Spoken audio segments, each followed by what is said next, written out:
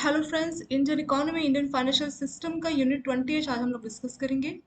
और हमारे इस चैप्टर का नाम है reforms and development in banking sector. तो बैंकिंग सेक्टर के रिफॉर्म और डेवलपमेंट का इसमें जो है पूरा डिटेल में जो है डिस्कशन दिया गया। तो यहाँ पे मेन मेन कौन कौन से टॉपिक होंगे वो एक बार देख लेते हैं। इंफ्रास्ट्रक्चर फाइनेंसिंग, जो बड़े बड़े इंफ्रास्ट्रक्चर के प्रोजेक्ट्स होते हैं उनको बैंक फाइनेंस करता है या जो है उनकी फाइनेंसिंग की जाती है। कुछ फाइनेंशियल इंस्टीट्यूशंस होते हैं, वो कौन कौन से इंस्टीट्यूशंस है वो भी अभी हम देखेंगे। NABFID ये एक टाइप का फाइनेंशियल इंस्टीट्यूशंस होता है जो कि डेवलपमेंट फाइनेंशियल इंस्टीट्यूशंस है। ये जो है इंफ्रास्ट्रक्चर प्रोजेक्ट को लोन देने के काम आता है। इसको अभी भी जो है स्टैब्लिश किया गया है, ये भी देखेंगे। फिर NARCL बैड बैंक, यानी ये बैंकों का जो NP है वो खरीदता है और फिर खुद से उसकी रिकवरी करता है। और लास्ट में ease of access and service excellence. तो ये चार टॉपिक देखेंगे। इसमें से सबसे ज़्यादा इंपॉर्टेंट आपका ईज जो कि लास्ट में टॉपिक है, और वो शायद हम पार्ट 2 में ही कवर कर पाएंगे। ईज से हमारा पार्ट 2 स्टार्ट होगा। तो पार्ट 1 में हम ये 3 टॉपिक जो है कवर करने वाले हैं। हम यहाँ से शुरू करते हैं। तो पहला टॉपिक हमारा इंफ्रास्ट्रक्चर फाइनेंसिंग। इंफ्रास्ट्रक्चर फाइनेंसिंग क्या होता है और ये किस तरीके से काम करता है। तो पहले इंपॉर्टेंस देखेंगे कि इंफ्रास्ट्रक्चर को फाइनेंस करना क्यों जरूरी है, उसका इंपॉर्टेंस क्या है। तो infrastructure is the backbone of any economy. कोई भी इकोनॉमी में जो काम करती है उसके लिए इंफ्रास्ट्रक्चर उसके बैकबोन के तौर पे काम करता है। ये सेंटेंस क्यों लिखा गया पहले इसको समझते हैं। जो इंफ्रास्ट्रक्चर है वो किसी कंट्री के बैकबोन का काम कैसे करती है। इंफ्रास्ट्रक्चर का मतलब क्या हो गया, रोड्स हो गई, ठीक है, पोर्ट्स हो गए, एयरपोर्ट हो गए। इन सभी चीज़ों को डेवलप करना ये आपका इंफ्रास्ट्रक्चर डेवलपमेंट में आ जाएगा। तो अगर रोड्स मान लीजिए डेवलप की जाएगी तो यहाँ से वहाँ कहीं किसी एक जगह पे मान लीजिए रॉ मटेरियल बनता है, तो अगर वहाँ की रोड्स अच्छी होंगी या बाहर से अगर आप इंपोर्ट कर रहे हैं पोर्ट के थ्रू, एयरपोर्ट के थ्रू, तो बाहर से अगर आप इंपोर्ट कर रहे हैं तो अगर आपका इंफ्रास्ट्रक्चर अच्छे से डेवलप रहेगा तो आसानी से आप जो है रॉ मटेरियल कहीं से मंगवा सकते हो और अपना किसी भी कोने में, इंडिया के किसी कोने में जहाँ पे कि रॉ मटेरियल का एविडेंस है, मतलब ज़्यादा मात्रा में वो रॉ मटेरियल पाया जाता है, आपकी कनेक्टिविटी अच्छी होगी क्योंकि आपका इंफ्रास्ट्रक्चर अच्छा है, तो आसानी से जो है मैन्युफैक्चर जो कंपनी है आसानी से उसको मैन्युफैक्चर कर सकती है। आपका जो कॉस्ट है वो भी कम पड़ेगा, क्यों? क्योंकि आपने सारा कुछ डेवलप किया होगा, सारी चीज़ें आसानी से जो है मिल पाएंगी। तो एक अच्छी इंफ्रास्ट्रक्चर का मतलब है अच्छी कनेक्टिविटी, चीज़ें आसानी से यहाँ से वहाँ जो अवेलेबल हो पाए। कोई चीज़ अगर बहुत दूर है जहाँ की कनेक्टिविटी अच्छी नहीं है तो ऑटोमेटिकली जो प्रोडक्ट बनता है उसका रेट जो है बढ़ जाता है। आप जानते हैं कि जैसे किसी एक जगह से मान लीजिए कश्मीर से मान लीजिए अगर सेब एप्पल आ रहे और वो किसी साउथ वाली जगह पे कमी एप्पल्स की, तो वहां से वहां आने में उसका बहुत ज्यादा खर्चा लग जाता है। तो इसीलिए साउथ में जो एप्पल है उसकी कीमत बहुत महंगी है। अगर आप जाके देखेंगे तो वहां पे आपको 200 रुपीज KG, ये नॉर्मल मैं आपको रेट बताया। मिनिमम किसी भी शॉप में अगर आप एप्पल्स देखेंगे तो 1 KG का 200 रुपीज पड़ता है। पर अगर आप नॉर्थ में चाहिए तो आपको 30, 35, 40 रुपीज तक 1 KG मिल जाएगा। या अगर बहुत अच्छा अगर आप देखेंगे तो आई थिंक 60, 70, मतलब 100 से नीचे ही रहेगा। तो ऑलमोस्ट 2 टाइम्स या 2.5 टाइम रेट ज्यादा किस लिए बढ़ गया, कनेक्टिविटी की वजह से, कि यहाँ से यहाँ पहुंचने में इसको इतना टाइम लगा, तो रास्ते में जो खर्चा हुआ उसकी वजह से जो एप्पल का प्राइस डबल या ट्रिपल कर दिया जाता है। यानी किसी भी चीज़ के प्रोडक्ट का जो रेट है वो किससे, वहाँ की कनेक्टिविटी कितनी अच्छी उस पर डिपेंड करता है। और इंफ्रास्ट्रक्चर वही सब बताता है कि कितने अच्छे वे में जो है चीज़ों की कनेक्टिविटी कितनी आसानी से, कि सिर्फ मैंने आपको एक एप्पल का एग्जांपल दिया, कोई भी चीज़ इस कोने से उस कोने तक कोई भी चीज़ जाती है, कितना ईजिली वो जा पाती है, कितने कम टाइम पे जा पाती है। तो अगर आपका इंफ्रास्ट्रक्चर बहुत अच्छा होगा तो टाइमली चीज़ें यहाँ से मूव कर पाएंगी और आपकी इकोनॉमी भी ग्रोथ करेगी। आप नई नई चीज़ों को प्रोड्यूस करेंगे और अगर आप ज़्यादा चीज़ें प्रोड्यूस कर पाए तो आप बाहर भी भेजेंगे, तो आपका फॉरेन रिजर्व भी इंक्रीज होगा। प्लस इंडिया में जो है आपके प्रोडक्ट बढ़ेंगे तो आपकी अर्निंग भी बढ़ेगी और साथ साथ जो है इकोनॉमी ग्रोथ भी हमारी बढ़ेगी। तो इसलिए जो है इसको बैकबोन ऑफ इकोनॉमी बोला जाता है। लेकिन जो इंफ्रास्ट्रक्चर प्रोजेक्ट है जैसे रोड, सड़कें और ये आपके पोर्ट्स हो गए, एयरपोर्ट हो गए, तो इसके लिए आपको जो फाइनेंस करना पड़ता है वो हैवी, मतलब बहुत बड़े अमाउंट का करना पड़ता है। And benefit are often indirect, मतलब बेनिफिट्स बाद में मिलते हैं पर वो डायरेक्ट वे में नहीं होता।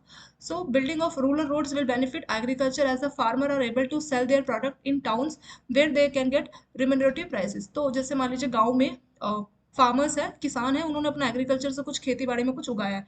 अब मान लीजिए अच्छी सी रोड्स होंगी जो कि रूरल और टाउन को कनेक्ट करती होगी, तो आसानी से वो अपने जो प्रोडक्ट है उसको बाहर जाके टाउन में बेच पाएंगे अच्छे रेट पे। दे कैन गेट सब input such as fertilisers, pesticides and other industrial product, और उनको सस्ते रेट पे जो है बाहर से टाउन से ये चीज़ें, अगर उनको मान लीजिए फर्टिलाइजर खरीदना है, पेस्टिसाइड्स या कुछ और प्रोडक्ट उनको खरीदना है तो उनको सस्ते रेट पे मिल पाएगा, चीपर रेट पे। As a transport cost decline to do improve, क्योंकि ट्रांसपोर्टेशन अच्छी हो जाएगी तो उनकी जो कॉस्ट है ट्रांसपोर्ट कॉस्ट वो सस्ती उनको पड़ेगी। और कुछ फीचर्स यहाँ पे आपके इंफ्रास्ट्रक्चर के कुछ फीचर्स देखते हैं। पहला, the building of infrastructure require large investment. जैसा कि आप जानते हैं रोड अगर बनानी है, अभी नीचे आपका डिटेल आएगा कि 1 किलोमीटर रोड पे कितना खर्चा आता है, ठीक है। तो कोई भी चीज़ बनानी तो उसमें इंफ्रास्ट्रक्चर में हमेशा आपको बड़ा इन्वेस्टमेंट की जरूरत पड़ती है।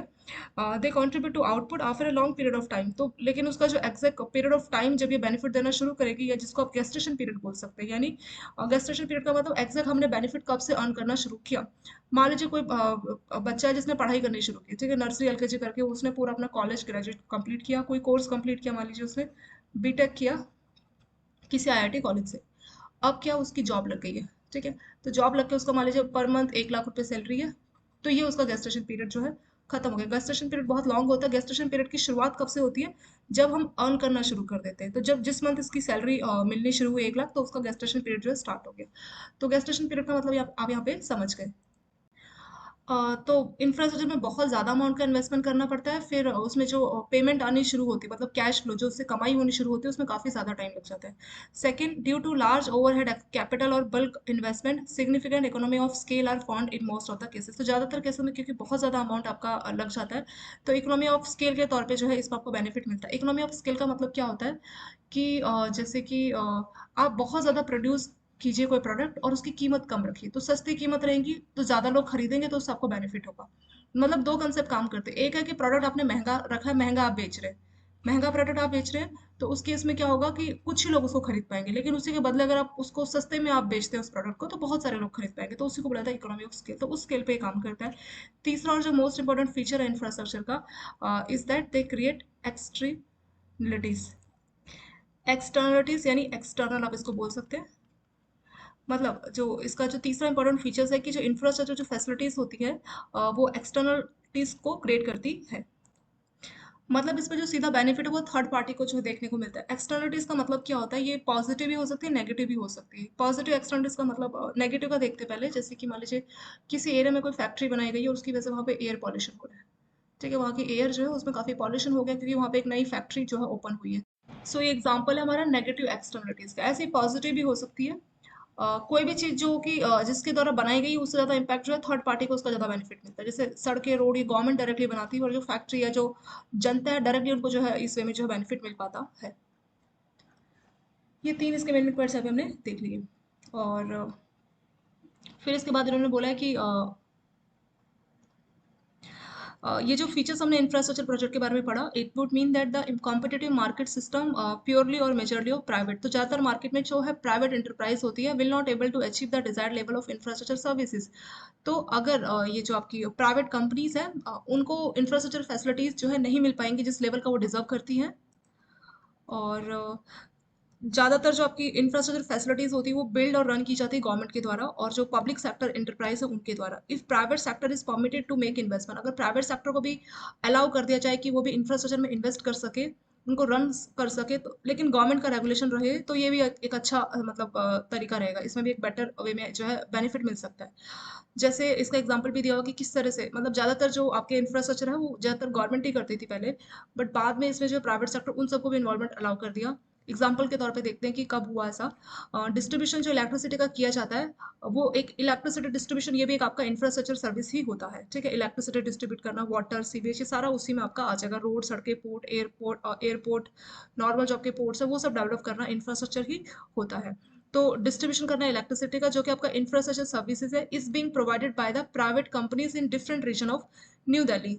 न्यू दिल्ली के अलग अलग रीजन है प्राइवेट कंपनी, वो जो है दिल्ली के रीजन्स, अलग अलग रीजन में प्राइवेट कंपनी जो है इलेक्ट्रिसिटी देने का काम करती है। The electricity rate and other charges are regulated by the authority. लेकिन एक अथॉरिटी को रखा गया है जो कि रेगुलेट करती है कि कितना इंटरेस्ट, मतलब कितना जो है इलेक्ट्रिसिटी का रेट चार्ज किया जा रहा है। बाकी के जो चार्जेस है उसके रेट को जो है रेगुलेट करने के लिए गवर्नमेंट ने अपना जो है ऑफिशियल अपॉइंट किया गया है। तो इसमें वही बोला है कि प्राइवेट को भी अलाउ कर दिया जाए कि वो इन्वेस्टमेंट करे अपना इंफ्रास्ट्रक्चर में, बट उसका रेगुलेशन गवर्नमेंट अपना कर देती है। जैसे यहाँ इलेक्ट्रिसिटी का एग्जाम्पल हो गया कि प्राइवेट कंपनीज बेच रही है इलेक्ट्रिसिटी, बट उसको रेगुलेट करेगा कि कितना रेट है या और भी चार्जेस कितना आप लगा सकते हैं, तो गवर्नमेंट का ऑफिशियल बैठा है वो उसको रेगुलेट करेगा। ऐसे टेलीकम्युनिकेशन सेक्टर, ये भी आपका एक इंफ्रास्ट्रक्चर ही है। यहाँ पे क्या है, बहुत सारी प्राइवेट कंपनीज है, मोबाइल सर्विसेज, टावर्स, वो सब अपना जो है मोबाइल, ये जो टेलीकॉम की जो है सर्विसेज आपको दे रही है, लेकिन इसको रेगुलेट कौन कर रहा है? Telecom regulatory authority of India, ये गवर्नमेंट का ही है। तो अलग अलग सर्विसेज जिसमें अलग अलग इंफ्रास्ट्रक्चर प्रोजेक्ट जिसमें प्राइवेट सेक्टर्स को, प्राइवेट प्लेयर्स को मौका दिया गया कि आप जो ये सर्विसेज दो, क्योंकि गवर्नमेंट के अकेले के ऊपर इतना बड़ा बर्डन आ जाएगा लॉन्ग टर्म का, ठीक है, फिर उसको बोरोइंग, उनका जो बोरोइंग गवर्नमेंट का बढ़ जाएगा। तो बेटर है कि प्राइवेट प्लेयर्स को आप इसमें मौका दो कि उसमें इन्वेस्ट करें, लेकिन एक गवर्नमेंट का रेगुलेटर रखिए ताकि उन पर कंट्रोल जो है किया जा सके। क्योंकि अगर कंट्रोल नहीं होगा तो प्राइवेट जो प्लेयर्स है किसी भी रेट से अपना जो आपस में आम जनता का एक्सप्लोटेशन जो है वो कर सकते हैं, तो इसको रोकने के लिए जरूरी है। लेकिन there is no exploitation of consumer, तो इसीलिए जो गवर्नमेंट का एक ऑफिशियल होना वहाँ पे बहुत जरूरी है एज ए रेगुलेटर। नेक्स्ट है इंपॉर्टेंस ऑफ इंफ्रास्ट्रक्चर, इसकी क्या इंपॉर्टेंस है। तो इंपॉर्टेंस मैंने आपको स्टार्टिंग इंट्रोडक्शन में बताया था कि कितना ये जरूरी है इकोनॉमिक ग्रोथ के लिए।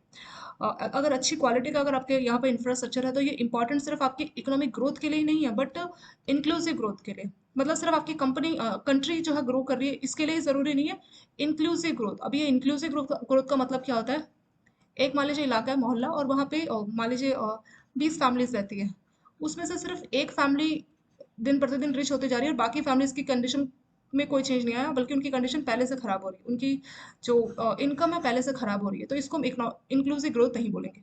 इंक्लूसिव ग्रोथ मतलब 20 की 20 फैमिलीज है, सबका थोड़ा थोड़ा जो है ग्रोथ देखने को मिल रहा है, उनकी इनकम में, उनकी फैमिली कंडीशन में इंप्रूवमेंट देखने को मिल रही है, उसको बोला जाता है इंक्लूसिव ग्रोथ। ठीक है, सबको मिला के सबकी ग्रोथ। तो उसके लिए जो है बहुत जरूरी है आपका infrastructure project. Inclusive growth, it is mean that the benefit of growth are shared by the majority of people of a country. तो यहाँ पे इंक्लूसिव ग्रोथ बता भी रखा है कि ये क्या होता है। तो जो भी बेनिफिट मिलेगा तो वो किसको मिलेगा, majority of people of country. जैसे मैंने बताया कि एक ही फैमिली या दो ही फैमिली का ग्रोथ हो रहा है तो वो इंक्लूसिव नहीं है, सभी का ग्रोथ होना चाहिए, तभी आप उसको इंक्लूसिव ग्रोथ बोलेंगे। It led to elevation of poverty, तो गरीबी कम होगी, और इनइक्वलिटीज मतलब इनइक्वलिटी क्या होता है, कोई ज्यादा अमीर कोई गरीब इस तरीके का, तो वो इनइक्वलिटी में जो इनकम में जो इनइक्वलिटी देखने को मिलती है तो वो भी जो है दूर हो जाएगी। और एग्जाम्पल के तौर पे जो माइक्रो स्मॉल और मीडियम एंटरप्राइज होती है, they are disperse through the economy and productions by them and their growth require access to quality and. तो ज़्यादातर जो आपकी एमएसएमई जो कंट्रीज और जो कंपनीज होती है आपकी, तो वो क्या करती है आपका, यहाँ पे बोला, यहाँ पे एक एमएसएमई का एग्जांपल दिया हुआ है कि जैसे मान लीजिए अगर जैसे माइक्रो स्मॉल और मीडियम इंटरप्राइज क्या है, छोटी इंडस्ट्रीज है, ठीक है, छोटी इंडस्ट्रीज आपको मिलेगी, छोटी इंटरप्राइज आप बोल सकते हैं। तो वो भी क्या कर रही है, चीज़ों को प्रोड्यूस कर रही है, लेकिन वो उतने कॉम्पीट, जैसे जो बड़ी बड़ी साइज की, जो लार्ज साइज की इंटरप्राइज है, उनके साथ प्रॉपर इफिशिएंट वे में कॉम्पीट नहीं कर पा रही है। रीजन, जैसे मान लीजिए जो बड़ी इंडस्ट्रीज है, लार्ज स्केल इंटरप्राइज है, तो उन्होंने अपना खुद का जो है पावर प्लांट जो है बिल्डअप किया हुआ है, जनरेटर बिल्डअप किया है। लेकिन ये जो छोटी वाली इंटरप्राइज है, जो छोटी कंपनीज है, उनको जो है on the other hand are disperse widely on, तो उनको जो है जो कि छोटी कंपनी ज़्यादा फैली हुई है, बड़ी बड़ी कंपनीज के कंपैरिजन में गांव दूर एरिया में जो है छोटी इंडस्ट्रीज जो है ज़्यादा जॉब्स ये सब देने का काम करती है। लेकिन जो छोटी इंडस्ट्रीज है उनको डिपेंड होना पड़ता है availability of general infrastructure facilities, यानी वो खुद से अपना जनरेटर या पावर प्लांट वो सब सेटअप नहीं कर सकती है। बड़ी बड़ी कंपनी जो है गवर्नमेंट के भरोसे नहीं बैठेंगी कि गवर्नमेंट ये इंफ्रास्ट्रक्चर बना के दे या वो। लेकिन जो छोटी कंपनीज है उनके पास इतना पैसा नहीं है कि वो खुद से अपना जनरेटर या पावर प्लांट ये सब जो है खुद से अपना बनाए। तो इसीलिए जो है यहाँ पे अब डिस्पैरिटी आ गई, तो इससे क्या होगा, जो बड़ी कंपनी वो ज़्यादा ग्रो करती रहेगी और छोटी कंपनी नीचे नीचे कम रह जाएगी। तो इसीलिए जो अगर गवर्नमेंट ने इंफ्रास्ट्रक्चर लगा के दिया होगा तो जो छोटी कंपनी है उनको भी बिल्कुल बराबर तरीके से मतलब देखा जाएगा, इसीलिए उसको इंक्लूसिव ग्रोथ बोला गया। क्योंकि अगर बड़ी कंपनी वही ग्रो करती जाए तो छोटी कंपनी पीछे रह जाएंगी, जो छोटी इंडस्ट्री है, तो उनको ग्रो करने के लिए अगर गवर्नमेंट ने इंफ्रास्ट्रक्चर लगाए होंगे तो उनको अलग से कोई पावर प्लांट का तो पैसा नहीं है, पर कोई नहीं, गवर्नमेंट ने इंफ्रास्ट्रक्चर सेटअप किया होगा तो उसी को इस्तेमाल करके जो उनके इक्वल जो उनको कंपटीशन इसमें दे सकती है।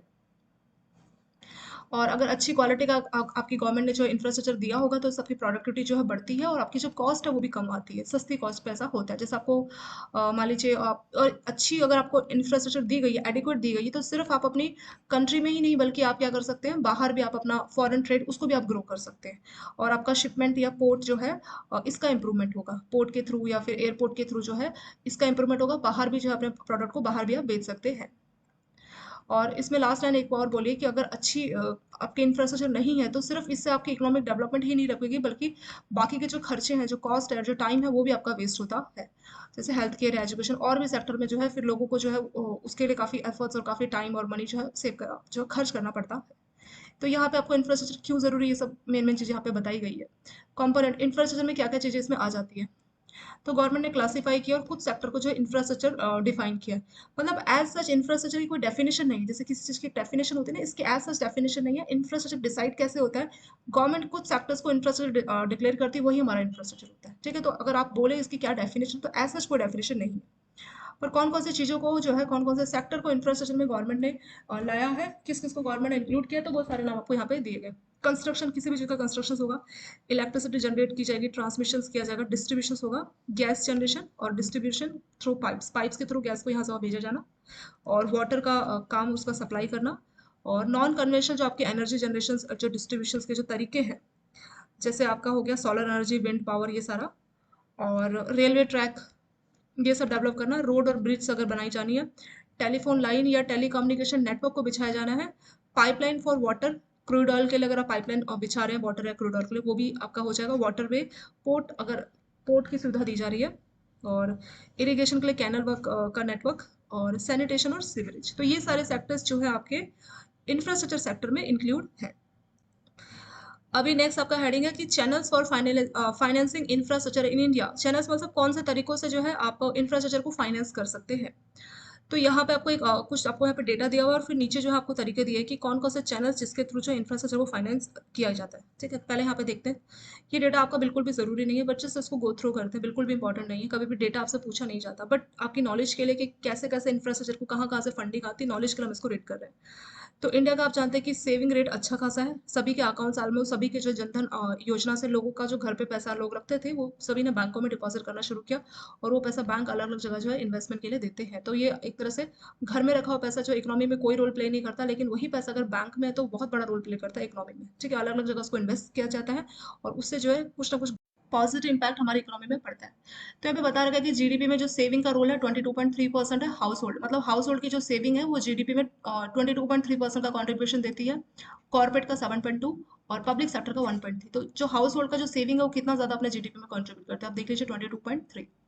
बट इसका एक इशू है, क्या इशू है कि जनरली जो हाउस होल्ड की जो इनकम होती है, ये देखिए 50% ऑफ हाउस होल्ड जो सेविंग है are in the form of deposit in bank. तो जो जनता है वो बैंकों में डिपॉजिट करती है, और the major problem is not the availability of saving rather than channelising the saving into infrastructure. तो मेन प्रॉब्लम ये नहीं है कि लोगों का पैसा सेविंग का कम है, पैसा तो सेविंग के तौर पे बहुत है बैंकों के पास, बट जनरली बैंक क्या करता है, शॉर्ट टर्म या मीडियम टर्म की फाइनेंसिंग करता है, लॉन्ग टर्म के लिए नहीं करता। आम जनता का जो ज्यादातर पैसा बैंकों में होता है वो डिमांड डिपॉजिट होता है, मतलब कभी भी पैसे को विड्रॉ कर सकते हैं। तो अगर आपने 30 साल या 40 साल के लंबे टाइम के लिए लोन दे दिया बैंक ने मान लीजिए, तो पैसा वहां फंस जाएगा। अभी आम जनता का जो भरोसा है बैंकिंग सिस्टम में, तो वो पूरा चकनाचूर हो जाएगा। तो इसको ध्यान में रखते हुए जो है अलग से जो है फाइनेंशियल इंस्टीट्यूशन को सेटअप करने की बात की थी। चलिए यहाँ पे देखते हैं कि कौन कौन सा सोर्स है, कहाँ कहाँ से जो है फंडिंग इंफ्रास्ट्रक्चर प्रोजेक्ट को सेक्टर को की जाती है। गवर्नमेंट जो है पैसा इन्वेस्ट करती है, डेवलपमेंट फाइनेंशियल इंस्टीट्यूशंस, तो इनका काम ही ये होता है कि ज़्यादातर लॉन्ग टर्म का लोन देने का काम करते हैं, ज़्यादातर ये इंफ्रास्ट्रक्चर प्रोजेक्ट में जो है लोन देने का काम करते हैं, उनको बोला जाता है डेवलपमेंट फाइनेंशियल इंस्टीट्यूशंस। पहला आपका आईसीसी बैंक, ये भी डेवलपमेंट फाइनेंशियल इंस्टीट्यूशन के तौर पे काम करता था, फिर बाद में इसको बैंक में जो है कन्वर्ट कर दिया गया था। बाकी के जो कमर्शियल बैंक है वो भी फंडिंग करते हैं इंफ्रास्ट्रक्चर प्रोजेक्ट को। NBFC, non banking financial companies, और ये आपका कंपनी एक्ट के तहत रजिस्टर्ड की जाती है, और बैंकिंग जो आपका आरबीआई है इसको भी रेगुलेट करता है। जो इंश्योरेंस कंपनी है वो भी इन्वेस्ट करती है। एक्सटर्नल कमर्शियल बोरोविंग, 3 साल तक का मिनिमम, बाहर से आप जो बोरोविंग करते हैं, ठीक है, बाहर से मतलब किसी भी फॉरेन कंट्री से बॉन्ड्स इशू करके। एक्सटर्नल नाम से लग रहा है ये बॉन्ड इंडिया में इशू नहीं किए जाते, ये आउटसाइड इंडिया, इंडिया को छोड़कर दुनिया के किसी भी कंट्री में बॉन्ड इशू करेंगे तो उनको बोलेंगे ईसीबीआई, एक्सटर्नल कमर्शियल बोरोइंग। मिनिमम ये 3 ईयर्स के लिए जो है ये बॉन्ड इशू की जाते हैं, और इसमें जो पेमेंट हमें मिलती है, मतलब ये बॉन्ड हम अपनी डोमेस्टिक करेंसी यानी रुपी में, या वहाँ की जो करेंसी है, मान लीजिए डॉलर अगर आप यूएसए में कर रहे हो, तो दोनों ही करेंसी में यानी Indian currency as well as foreign currency में आप ये बॉन्ड इशू कर सकते हैं, दोनों ही ऑप्शन आपके पास अवेलेबल रहते हैं। एफडीआई फ्रॉम अब्रॉड, बाहर की कंपनी इंडिया में अगर इन्वेस्ट करती है, एफडीआई उसको बोलते हैं। मिनिमम 10% तक का कंट्रीब्यूशन अगर इक्विटी शेयर में करती है तो उसको एफडीआई बोला जाता है, फॉरेन डायरेक्ट इन्वेस्टमेंट। तो अगर बाहर की कोई कंपनी इंडिया के इंफ्रास्ट्रक्चर प्रोजेक्ट में इन्वेस्ट करना चाह रही है तो एफडीआई भी एक सोर्स रहता है। तो इतने सारे ऑप्शन है जिसके थ्रू जो है इंफ्रास्ट्रक्चर को फंडिंग मिलती है। अब हम बात करेंगे कैरेक्टरिस्टिक्स। तो इंफ्रास्ट्रक्चर को जो फाइनेंस किया जाता है उसकी क्या क्या कैरेक्टरिस्टिक्स है। तो इसकी पहली है लॉन्ग मैच्योरिटी, जनरली जो टेन्योर होता है बहुत बड़ा होता है। इंफ्रास्ट्रक्चर जो फाइनेंस किया जाता है उसका जो मैच्योरिटी पीरियड है 5 साल से 40 साल तक रहता है। और इसका रीजन क्या है, जैसे कोई भी कंस्ट्रक्शन पीरियड है उसमें बहुत ज़्यादा इसमें टाइम लगता है, और उससे जो असेट पीरियड होगा उसका लाइफ भी बहुत ज़्यादा इसमें रहता है। जैसे कि मान लीजिए आप कोई हाइड्रो इलेक्ट्रिक पावर प्रोजेक्ट जो है सेटअप कर रहे हैं जिसमें आपको 5 साल लगेगा बनने में, लेकिन अगर एक बार ये बन गया तो 100 साल तक ये काम आएगा या उससे भी ज्यादा। तो जनरली ये लॉन्ग टर्म के प्रोजेक्ट होते हैं, पर उसका जो बेनिफिट है वो लॉन्ग टर्म में भी देखने को मिलता है, जैसे 5 साल उसको बनने में लगे बट आगे 100 साल तक वो काम आएगा। ठीक है, इस तरह से जो है लॉन्ग मेच्योरिटी इसमें देखने को मिलता है, 5 साल से 40 साल तक का मेच्योरिटी इसमें हो सकता है इंफ्रास्ट्रक्चर फाइनेंस का। लार्ज अमाउंट भी इसमें बहुत ज्यादा चाहिए होता है।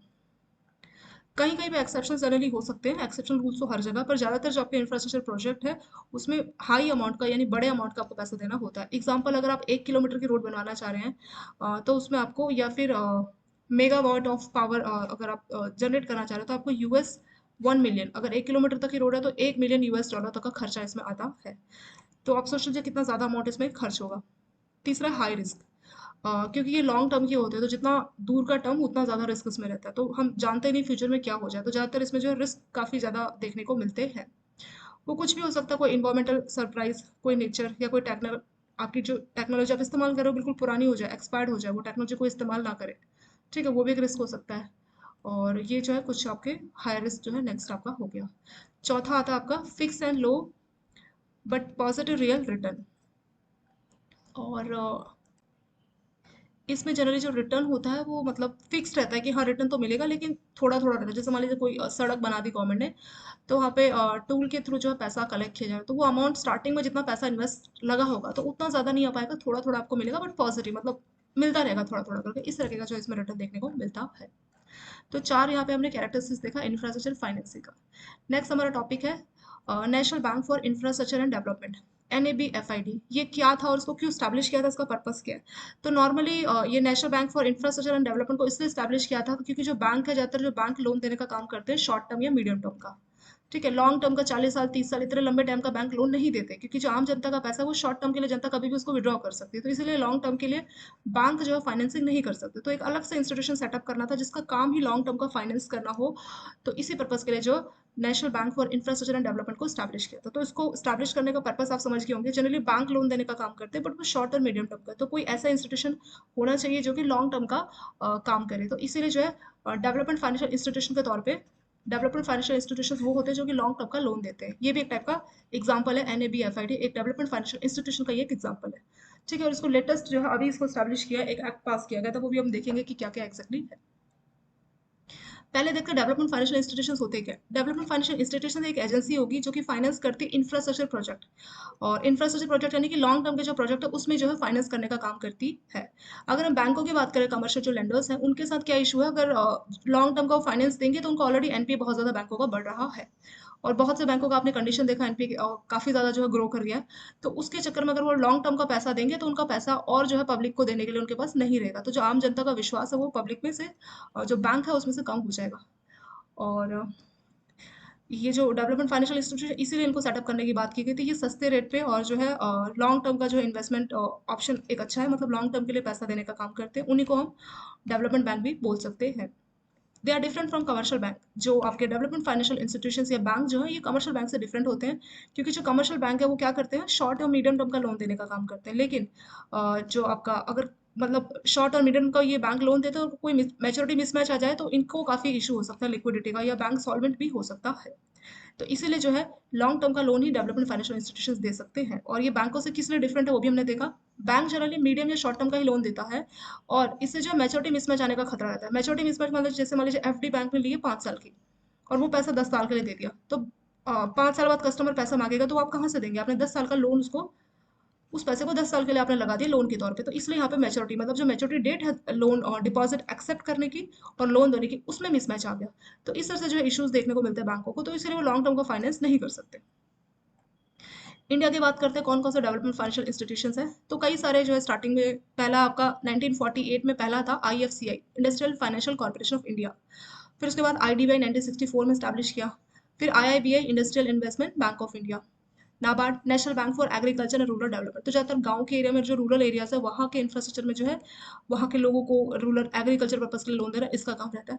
एक्सिम बैंक आपका एक्सपोर्ट इंपोर्ट सेक्टर को ही लोन देने का काम करता है। और SIDBI, small industrial development bank of India, तो जो छोटी छोटी इंडस्ट्रीज होती है, जो माइक्रो स्मॉल इंडस्ट्रीज गाँव में काम करती है, तो उनको लोन देने का ही काम करती है।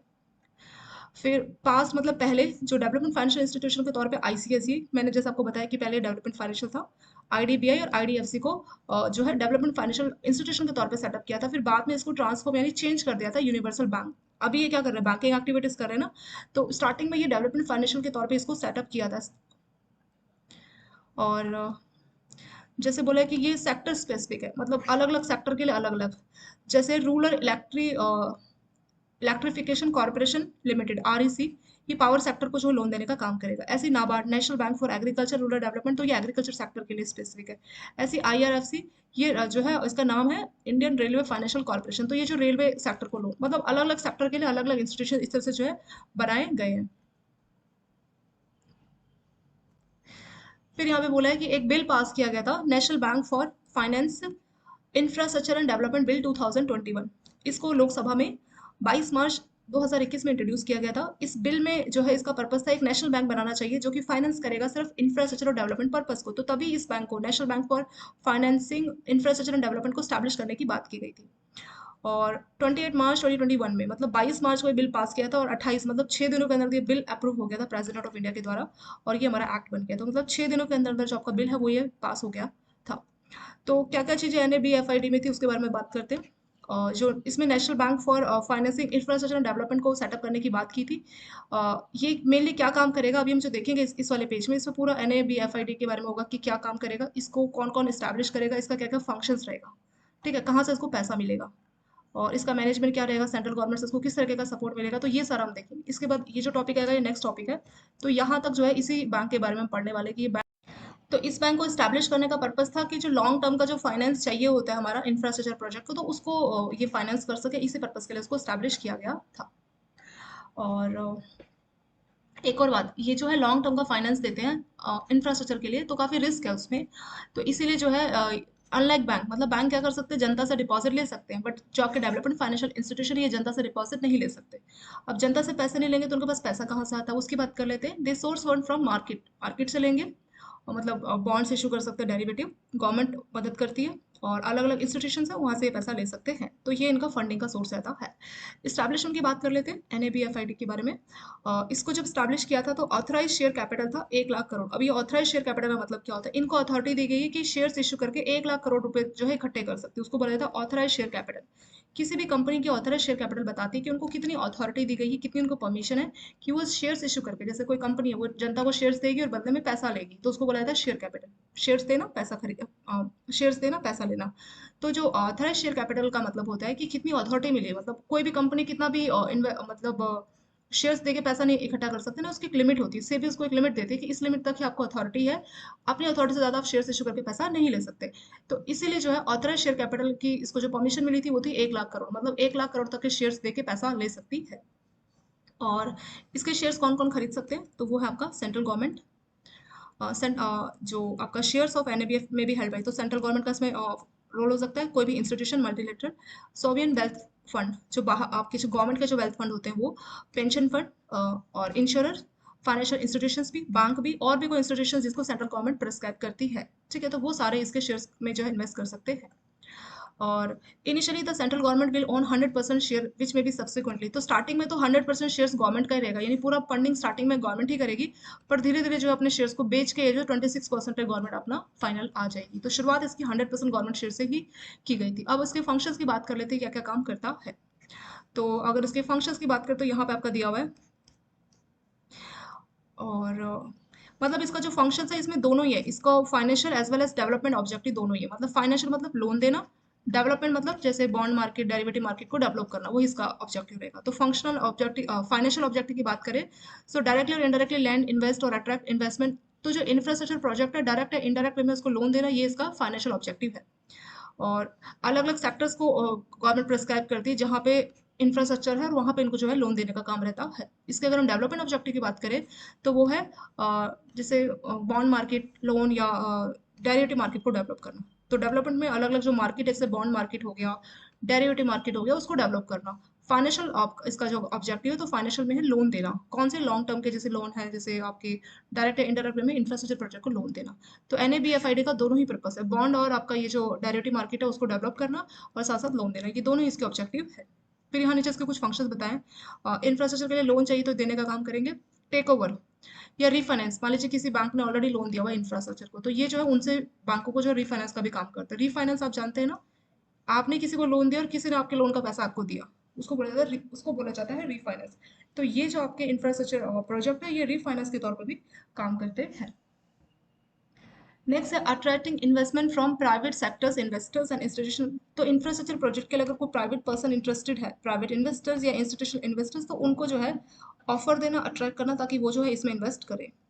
अगर फॉरेन में कोई इंटरेस्टेड है इंफ्रास्ट्रक्चर प्रोजेक्ट में, तो उनको ऑर्गेनाइज करना, फैसिलेशन देना। तो ये सारे जो है इसके मेन मेन काम इसमें हो गए।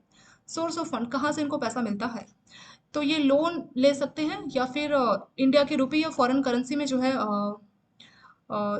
पैसा रेज कर सकते हैं। और भी कई सारे फाइनेंशियल इंस्ट्रूमेंट जैसे बॉन्ड या डिबेंचर्स, तो उसके थ्रू भी, जैसे बॉन्ड इशू कर दिया, जनता ने बॉन्ड में इन्वेस्ट किया, लॉन्ग टर्म का बॉन्ड या फिर लॉन्ग टर्म के डिबेंचर्स इशू कर दिए, और उसके थ्रू जो पैसे की रेजिंग की, तो ये इसका सोर्स ऑफ फंड इसमें हो गया। इसमें और भी इसको ऑप्शन बताएं कि ये बॉन्ड और डिबेंचर्स इशू करके भी पैसा ले सकते हैं या बोरोविंग कर सकते हैं। सेंट्रल गवर्नमेंट इनको बोरोविंग देगी, आरबीआई से बोरोविंग ले सकते हैं, शेड्यूल कमर्शियल बैंक से भी बोरोविंग ले सकते हैं, म्यूचुअल फंड से, और इंस्टीट्यूशन आपके ये मल्टीलेटरल इंस्टीट्यूशन जैसे वर्ल्ड बैंक हो गया, एशियन डेवलपमेंट बैंक हो गया। आप जानते हैं वर्ल्ड बैंक से भी 100 साल का लोन मिल जाता है। एशियन डेवलपमेंट बैंक जो है तो ये जो है ये भी डेवलपमेंट पर्पज के लिए लोन देने का काम करती है, तो उनसे भी जो है लोन ले सकते हैं। तो ये इसके पास और भी तरीके हैं जिससे ये लोन ले सकते हो। तो इसमें आपने देखा कि आम जनता से लोन कहीं पे भी नहीं लिया गया, क्योंकि अगर आम जनता से लोन लिया जाएगा तो बिल्कुल बैंकों की तरह ये लोग फंस जाएंगे। बैंकों में क्या होता है कि शॉर्ट टर्म का वो लोन दे पाते हैं, जैसे तो मीडियम टर्म का, लॉन्ग टर्म का जो है ये लोन नहीं दे पाएंगे कौन, बैंक। तो अगर ये जनता से पैसे लेने लगे तो पैसा वापस करने की भी बात आएगी, तो ये जो है खुद से सॉल्वेंट हो सकते हैं। तो आम जनता का भरोसा बैंकों से भी उठ सकता है, तो इसीलिए जो है आम जनता के डिपॉजिट को ये लॉन्ग टर्म के इंफ्रास्ट्रक्चर प्रोजेक्ट में नहीं इन्वेस्ट करते। ये या तो बॉन्ड इशू करेंगे, डिबेंचर्स इशू करेंगे, गवर्नमेंट से लेंगे, आरबीआई से लेंगे, शेड्यूल कमर्शियल बैंक से लेंगे, म्यूचुअल फंड के थ्रू लेंगे, वर्ल्ड बैंक या एडीबी यानी एशियन डेवलपमेंट बैंक से लेंगे, बट आम जनता से ये लोग नहीं लेंगे। ये इसका हो गया। दो टॉपिक इसमें और बचे हैं, मतलब इसी के बारे में मैनेजमेंट क्या क्या इसका होता है। तो इसका एक आपका बोर्ड ऑफ डायरेक्टर रहता है प्रॉपर, और उसके बोर्ड ऑफ डायरेक्टर में कौन कौन होंगे, एक चेयरपर्सन होगा जिसको सेंट्रल गवर्नमेंट अपॉइंट करेगी आरबीआई के कंसल्ट से, और एक मैनेजिंग डायरेक्टर रहता है, तीन डिप्टी मैनेजिंग डायरेक्टर हो सकते हैं, टू डायरेक्टर्स हो सकते हैं जिसको सेंट्रल गवर्नमेंट नॉमिनेट करती है, तीन डायरेक्टर्स आपका शेयर होल्डर के द्वारा अपॉइंट किए जा सकते हैं, और कुछ इंडिपेंडेंट डायरेक्टर भी हो सकते हैं। और एक बॉडी, मतलब एक body considered by the central government will recommend. तो कौन पर्सन मैनेजिंग डायरेक्टर बनेगा या डिप्टी मैनेजिंग डायरेक्टर बनेगा, तो सेंट्रल गवर्नमेंट जो है एक बोर्ड के थ्रू जो है उसको अपॉइंट कराती है। एक इंटरनल कमेटी होगी, उसके थ्रू जो है इंडिपेंडेंट डायरेक्टर जो है अपॉइंट कराए जाएंगे। अगर हम पहले चेयरमैन की बात करें एनएबीएफआईडी, तो वो थे आपके केवी कामत। तो ये 2021 अक्टूबर में इनको अपॉइंट किया गया था, तो पहले चेयरमैन, क्योंकि इसको अभी नया नया एस्टैब्लिश किया गया ना। इसका एक्ट ही आपका ये इसका एक्ट देखिए कब पास किया गया था, ये 22 मार्च को तो इसको बनाने की बात हुई थी, फिर 28 मार्च को वो बिल पास हो गया था आपका लोकसभा में। ठीक है, तो तब से ये एक्ट बना। तो इसकी जब शुरुआत 21 में हुई है, तो इसीलिए जो है कामत को आपके पहले चेयरमैन को तौर पे 21 अक्टूबर में इसको जो है पहला चेयरमैन बनाया गया था एनएबी एफआईडी बैंक। नेक्स्ट है सपोर्ट फ्रॉम सेंट्रल गवर्नमेंट। तो सेंट्रल गवर्नमेंट से किस तरीके का सपोर्ट है, जो सेंट्रल गवर्नमेंट है वो 5,000 करोड़ तक का जो है सपोर्ट देगी by the end of first financial year. जैसे ही पहला फाइनेंशियल ईयर पूरा होगा, तो उसमें से 5,000 करोड़ रुपीज सेंट्रल गवर्नमेंट जो है आपके एनएबीएफआईडी को देगी। The government will provide guarantee at, और गवर्नमेंट जो है 5 साल तक की गारंटी भी देगी, 0.1% कंसेशन, ताकि जो मल्टीलेटरल जो इंस्टीट्यूशन है उनसे बोरोइंग की जा सके। मल्टीलेटरल इंस्टीट्यूशन आपका वर्ल्ड बैंक हो गया, एडीबी हो गया, तो गवर्नमेंट जब तक गारंटी नहीं देगी तो वो कैसे भरोसा कर लेगी, गवर्नमेंट का गारंटी जरूरी है, तो इसलिए गवर्नमेंट गारंटी देगी। और ताकि ये बोरोइंग कर सके मल्टीलेटरल इंस्टीट्यूशन से, और भी कोई फॉरेन से फंड का सोर्स है तो वहां से ये ऐसा कर सके।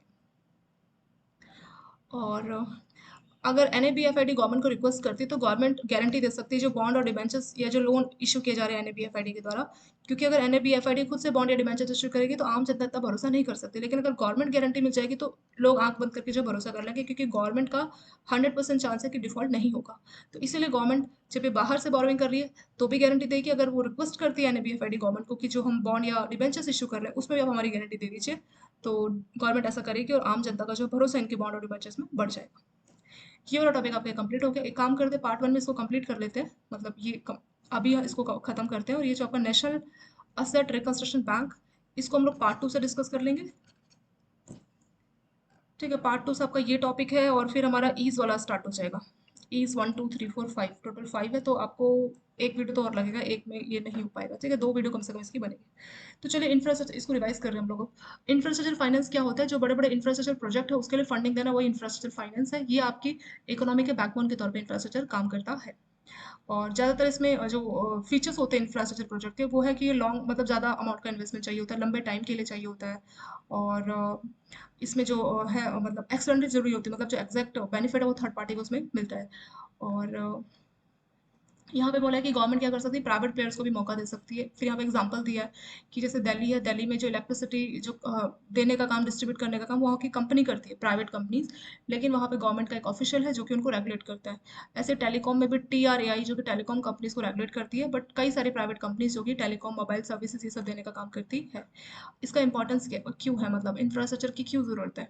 तो बोल रहे हैं सिर्फ इससे एक अच्छी मतलब फास्ट इकोनॉमिक ग्रोथ नहीं होती, बल्कि इंक्लूसिव इकोनॉमिक ग्रोथ होती है। इंक्लूसिव मतलब सभी को इंक्लूड किया जाए। जैसे छोटे छोटे जो MSMEs होती है, माइक्रो स्मॉल इंडस्ट्रीज, तो वो अपना अलग से पावर प्लांट ये सब या जनरेटर नहीं सेटअप कर सकते, उनका बजट इतना नहीं होता। लेकिन बड़ी बड़ी जो इंटरप्राइज है वो ऐसा करती है, तो बड़े बड़े इंटरप्राइज ज़्यादा अमीर होती जाए और छोटे इंटरप्राइज ज़्यादा अमीर मतलब उनके हिसाब से ग्रोथ ना कर पाए, तो कंपटीशन क्रिएट करने के लिए एफिशिएंट वे में काम करें। तो इसलिए गवर्नमेंट हर तरह की इंडस्ट्रीज को इंफ्रास्ट्रक्चर की फैसिलिटी देंगी, तो वो कॉम्पीट कर पाएंगे और वो भी अपना ग्रोथ कर पाएंगे। और सिर्फ इंडिया में नहीं, आप बाहर भी जो फॉरेन ट्रेड पॉलिसी के तहत आप बाहर भी जो है अपने प्रोडक्ट बेच पाएंगे। अगर आपकी कनेक्टिविटी अच्छी होगी, पोर्ट्स, एयरपोर्ट ये सब जो है अगर इम्प्रूव होगी, तो आप बाहर भी जो अपने प्रोडक्ट बेच पाएंगे। कौन कौन सी चीज़ें जो है आपके इंफ्रास्ट्रक्चर में आएंगी? Construction, electricity, gas generation, railway, non conventional electricity generation जैसे आपका सोलर पावर ये सब हो गया, water work, telephone line, roads and bridge, water way, port facilities, sanitation and sewerage. तो ये आपका सारा इंफ्रास्ट्रक्चर कंपोनेंट में आ जाएगा। चैनल्स फॉर फाइनेंसिंग इंफ्रास्ट्रक्चर, तो कौन सा सोर्स है, कहाँ से जो है इंफ्रास्ट्रक्चर को फाइनेंस किया जाता है? तो यहाँ पे बोला है कि इंडिया की जो है सेविंग बैंक जो है लोगों का अच्छा खासा पैसा रहता है। और जीडीपी की बात करें तो जो आम जनता जो हाउस होल्ड का पैसा 22.3% कॉन्ट्रीब्यूट करते हैं जीडीपी में, कॉर्पोरेट सेक्टर 7.2 और पब्लिक सेक्टर 1.3 इतना ही कॉन्ट्रीब्यूट करते हैं। तो मेन इशू ये नहीं है कि पैसा नहीं है, पैसा तो है। यहाँ पे आपको डायग्राम से भी बता रखा है कि किस तरह से जो है कॉन्ट्रीब्यूशन जीडीपी में किस किस सेक्टर का कितना कितना रहा है। ये हाउस होल्ड का आपको यहाँ पे दिया गया। तो यहाँ पे बोला है कि जो आम जनता का जो पैसा है, मतलब 50% का जो हाउस होल्ड का पैसा है वो बैंकों के पास वो रखते हैं। और लेकिन प्रॉब्लम यही, problems major problem is not the availability of saving but rather than channelising. तो मेन प्रॉब्लम ये नहीं है कि सेविंग का पैसा नहीं है, सेविंग का पैसा तो है, पर उस पैसे को इंफ्रास्ट्रक्चर इन्वेस्टमेंट में लगाया जाए, वही मेन इशू है। फिर कौन कौन से सोर्सेज है जहाँ से इंफ्रास्ट्रक्चर सेक्टर में फंडिंग आती है, गवर्नमेंट पैसा देती है? Development financial institutions. और डेवलपमेंट फाइनेंशियल इंस्टीट्यूशंस क्या होता है उन्हें भी देखा था ना, what is development financial institution, ये भी हम देखेंगे, दोबारा से रिवाइज करेंगे। वहां से पैसा आता है commercial bank, non banking financial companies पैसा देती है, इंश्योरेंस कंपनीज, और बाहर से भी बोरोइंग की जा सकती है, फॉरेन करेंसी में या रुपीज में, अदर कंट्रीज से। ठीक है, एक्सटर्नल कमर्शियल बोरोइंग हमेशा इंडिया से बाहर की किसी भी कंट्री से बोरोइंग करेंगे उसको बोला जाएगा। और 3 साल तक की आप उसमें मिनिमम बोरोइंग कर सकते हैं। FDI, बाहर के कंपनीज, अब्रॉड की कंपनीज यहाँ पे इन्वेस्ट कर सकते हैं। तो इतने सारे सोर्स है जहाँ से इंफ्रास्ट्रक्चर सेक्टर को पैसा मिलता है। इन इंफ्रास्ट्रक्चर जो फाइनेंस है उसकी क्या क्या कैरेक्टरिस्टिक्स है? लॉन्ग मैच्योरिटी, इसका जो टेन्योर है बहुत ज़्यादा होता है, 5 साल से 40 साल आप मान सकते हैं। अमाउंट भी इसमें बहुत ज़्यादा चाहिए, तो large amount. High risk, risk भी बहुत ज़्यादा है क्योंकि बहुत लॉन्ग टर्म का प्रोजेक्ट है, तो कुछ भी हो सकता है फ्यूचर में, क्या मालूम 30 साल में 40 साल में क्या हो जाए। ठीक है, तो इसीलिए काफ़ी इसमें रिस्क भी रहता है। फिक्स एंड लो, और जो इसमें रिटर्न आती है वो काफ़ी कम आती है। बट हाँ, पॉजिटिव जो है हमेशा देखने को मिलता है, पॉजिटिव रिटर्न जो है, नेगेटिव तो नहीं होगा। National bank for infrastructure and development, NABFID short में इसको बोल सकते हैं। तो इसको स्टैब्लिश करने का पर्पस क्या था? तो पहले डेवलपमेंट फाइनेंशियल इंस्टीट्यूशंस देखते हैं। डेवलपमेंट फाइनेंशियल इंस्टीट्यूशन का मेन काम होता है इंफ्रास्ट्रक्चर प्रोजेक्ट को फाइनेंस करना। स्टार्टिंग में कुछ बैंक बने थे जो कि डेवलपमेंट फाइनेंशियल इंस्टीट्यूशन के तौर पे बने थे, और फिर बाद में उनको बैंक में कन्वर्ट कर दिया था। नॉर्मल जो बैंक है उनसे डिफरेंट होते हैं, क्योंकि जो कमर्शियल बैंक है वो लोन देते हैं शॉर्ट या मीडियम टर्म का, लेकिन आपके जो डेवलपमेंट फाइनेंशियल इंस्टीट्यूशन है ये लॉन्ग टर्म का लोन देने का काम करते हैं। इंडिया में कौन कौन से डेवलपमेंट फाइनेंशियल इंस्टीट्यूशन अलग अलग आपको यहाँ पे नाम दिए हुए? ICCI, IDBI, IDFC, स्टार्टिंग में इसको डेवलपमेंट फाइनेंशियल के तौर पे स्टैब्लिश किया, फिर बाद में इसको यूनिवर्सल बैंक में कन्वर्ट कर दिया था। यूनिवर्सल बैंक मतलब जो हर तरह की सुविधा दे, लोन देने का काम करेंगे, इंफ्रास्ट्रक्चर का काम करेंगे, सब कुछ, तो उसको बोला जाता है यूनिवर्सल बैंक। और भी आपको नाम दिया, IIBI, IDBI, IFCI, NABRD, SIDBI, अलग एक्सिम बैंक, तो अलग अलग सेक्टर का, सेक्टर स्पेसिफिक है, मतलब अलग अलग सेक्टर का अलग अलग डेवलपमेंट फाइनेंशियल बैंक है। जैसे REC, rural electrification corporation limited, तो ये सिर्फ पावर सेक्टर को जो है मदद करेगी। ऐसे नाबार्ड एग्रीकल्चर सेक्टर के लिए लोन देंगे। IRFC जो रेल इंफ्रास्ट्रक्चर उसके लिए लोन देगी। तो अलग अलग सेक्टर के लिए अलग अलग आपका इंफ्रास्ट्रक्चर जो है ID बैंक है, आपका डेवलपमेंट बैंक है, डेवलपमेंट फाइनेंशियल बैंक इसमें है। फिर इसके बाद बोला है कि 22 मार्च 2021 में लोकसभा में एक बिल पास किया गया था, एक बिल को रखा गया था, और उस बिल का था purpose national bank for financing infrastructure and development bill 2021। मतलब एक बैंक होना चाहिए जो कि सिर्फ इंफ्रास्ट्रक्चर और डेवलपमेंट पर्पस के लिए जो है लोन देने का काम करेगा। फिर 22 मार्च को रखा था और 28 मार्च 6 दिन के अंदर बिल आपका पास हो गया था, जिसको प्रेसिडेंट ऑफ इंडिया ने जो है इसको अप्रूव किया था और ये हमारा एक्ट इसमें बन गया था। इस NABFID की क्या क्या इसमें बातें की गई थी उसके बारे में बात करते हैं। इसमें बोला था कि जो लॉन्ग टर्म के जो इंफ्रास्ट्रक्चर प्रोजेक्ट है उसको ही लोन देने का काम करेगा, और जो है आम जनता से जो है पैसा डिपॉजिट के तौर पे एक्सेप्ट नहीं कर सकते। तो फिर कहाँ से करेंगे? आम जनता से नहीं लेंगे तो पैसा कहाँ से आएगा? मार्केट से ले सकते हैं, कोई बॉन्ड्स इशू कीजिए और डिबेंचर्स गवर्नमेंट से, या मल्टीलेटरल इंस्टीट्यूशन जैसे आपका हो गया world bank, Asian development bank, वहाँ से पैसा ले सकते हैं लोन के तौर पे, या government guarantee and are often supported, मतलब गवर्नमेंट गारंटी दे देती है ताकि आसानी से मल्टीलेटरल इंस्टीट्यूशंस या कोई बॉन्ड अगर इशू किए तो आसानी से लोग उनके बॉन्ड्स में इन्वेस्ट करके उनको पैसा दे। इस्टेब्लिशमेंट क्या क्या है, मतलब जो है इसको कैसे इस्टेब्लिश किया था उसके बारे में बात की गई है। इसको एक ऑथराइज कैपिटल 1 लाख करोड़ के साथ इसको इस्टेब्लिश किया गया था। इसके शेयर्स किस किस के द्वारा हेल्ड किए थे? एक तो आपका सेंट्रल गवर्नमेंट, मल्टीलेटरल इंस्टीट्यूशन जैसे ADB वर्ल्ड बैंक, ये भी रख सकते हैं, सोवियन वेल्थ फंड, और आपकी पेंशन फंड हो गया, इंश्योरर हो गए, फाइनेंशियल इंस्टीट्यूशंस, बैंक, या कोई भी और इंस्टीट्यूशन जिसको गवर्नमेंट ने इसकी परमिशन दी वो सब इसका रख सकते हैं, इसके शेयर्स रख सकते हैं। स्टार्टिंग में जब इसको स्टैब्लिश किया था तो 100% गवर्नमेंट का शेयर था, फिर बाद में उसको 26% जो है रिड्यूस कर दिया गया था। इसके फंक्शन की बात कर लेते हैं NABFID। अगर इसके फंक्शंस की बात करें तो ये लोन देने, मतलब इनके दो फंक्शंस हैं मेनली, एक है फाइनेंशियल और दूसरा है डेवलपमेंटल ऑब्जेक्टिव। तो फाइनेंशियल ऑब्जेक्टिव के तहत ये लोन देने का काम करते हैं, डायरेक्टली या इनडायरेक्टली। डायरेक्ट लोन मतलब ये सीधे खुद से लोन दे रहे हैं, इनडायरेक्टली मतलब बैंकों ने मान लीजिए लोन दिया है, किसी भी इंस्टीट्यूशन ने लोन दिया और ये उसको रीफाइनेंस करने का काम कर रहे हैं, तो उसको इनडायरेक्ट ऐसे बोला जाता है। तो दोनों ही तरह से लोन देना जो है इंफ्रास्ट्रक्चर प्रोजेक्ट के लिए, ये इनका मेन फाइनेंशियल ऑब्जेक्टिव रहता है। इनके डेवलपमेंट ऑब्जेक्टिव की अगर हम बात करें तो डेवलपमेंट ऑब्जेक्टिव हो जाएगा बॉन्ड मार्केट, डेरिवेटिव मार्केट को डेवलप करना, ठीक है, ये इसका मेन है। इसके फंक्शंस की बात कर लेते हैं, लोन देने का काम, और कोई ऑलरेडी लोन है तो उसको टेक ओवर कर लेना या उसको रिफाइनेंस कर देने का काम, और प्राइवेट सेक्टर के इन्वेस्टर्स या इंस्टीट्यूशनल इन्वेस्टर्स है उनको जो है इन्वेस्टमेंट के लिए अप्रोच करना, तो ये सारा इनका मेन काम रहता है। सोर्स ऑफ फंड, इनको पैसा कहाँ से मिलता है? तो ये रुपीज़ में या फॉरेन करेंसी में जो लोन ले सकते हैं, रेज कर सकते हैं, और बॉन्ड डिबेंचर्स जो है इशू करके पैसा रेज कर सकते हैं। और सेंट्रल गवर्नमेंट भी इनको लोन देती है, बोरोइंग। RBI भी लोन देती है, शेड्यूल कमर्शियल बैंक से भी लोन ले सकते हैं, म्यूचुअल फंड से, और मल्टीलेटरल इंस्टीट्यूशन जैसे आपका वर्ल्ड बैंक और ADB, उनसे भी जो है लोन दे सकते हैं। मैनेजमेंट और ऑफ NABFID, तो कौन कौन इसके मतलब किस तरह से इसका मैनेजमेंट किया जाएगा? तो एक बोर्ड ऑफ डायरेक्टर जो है होगा, बोर्ड ऑफ डायरेक्टर को सेंट्रल गवर्नमेंट जो है अपॉइंट करेगी उसके चेयरपर्सन को, RBI के कंसल्टेशन के बाद। इसमें कौन कौन रहेगा? एक मैनेजिंग डायरेक्टर रहेगा, 3 डिप्टी मैनेजिंग डायरेक्टर, 2 डायरेक्टर जिसको सेंट्रल गवर्नमेंट जो है नॉमिनेट करेगी, और shareholder up to 3 director elected by shareholder. तो 3 डायरेक्टर जिसको वहाँ के शेयर होल्डर जो अपॉइंट करेंगे, तो ये सारा यहाँ पे आपको लिस्ट दिया हुआ है। और साथ में KV कामत पहले इसके चेयरमैन थे, जो कि अक्टूबर 2021 में इलेक्ट किए गए थे। सपोर्ट फ्रॉम सेंट्रल गवर्नमेंट, तो गवर्नमेंट ने कहा था जैसे ही फाइनेंशियल ईयर कंप्लीट हो जाएगा तो 5,000 करोड़ तक का जो पैसा देंगी, और फिर गवर्नमेंट जो है गारंटी भी देगी, अगर ये बॉन्ड इशू कर रहे हैं, डिबेंचर्स इशू कर रहे हैं, और मान लीजिए कोई बाहर की किसी गवर्नमेंट से जैसे वर्ल्ड बैंक या कहीं और से एशिया डेवलप्ड बैंक से अगर लोन ले रहे हैं तो गवर्नमेंट अपना गारंटी भी इसका दे। तो ये सारा इसका यहाँ पे हो गया। चलो ये चैप्टर हमने कंप्लीट कर लिया, अभी पार्ट 1 ही हुआ है, पार्ट 2 में खत्म हो जाएगा आपका 28, और इसे थोड़ा सा देख लीजिए, और thank you so much for watching this video.